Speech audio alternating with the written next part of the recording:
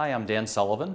I'm doing the European Union Visitors Program here in Brussels, spending 8 days in Brussels studying youth unemployment and US-EU relations. I also spent 3 days in Strasbourg, France, attending sessions of the European Parliament and doing the same here in Brussels. Youth unemployment is a pervasive problem that's affecting much of the United States and the European Union. We're seeing the highest rates of youth unemployment in recorded history. We're seeing youth, even those who are highly educated, finding a lack of opportunities, and those who do not have the proper education to go into the fields that are currently hiring. And it's a problem that is deeply embedded in our societies. And as these youth become adults, we're not going to have the right people in the right places to continue our production and our innovative ways of thinking. The intellectual vibrancy of the United States is always rested on its capacity to innovate, to think freely, to take its well-rounded liberal arts education system where you may not be an expert on anything, but you're very skilled in a number of different areas where you're able to grasp, whether it be politics or economics or some of the sciences, bring it all together and create solutions to some of our most vexing problems.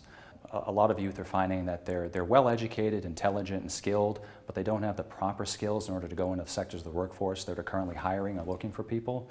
So I think it's a matter of connecting youth skills and the education that they're receiving with the jobs that are available, which could mean a dramatic alteration of the current system as it exists. There are striking similarities between youth, young professionals in the United States, young professionals and youth in the European Union.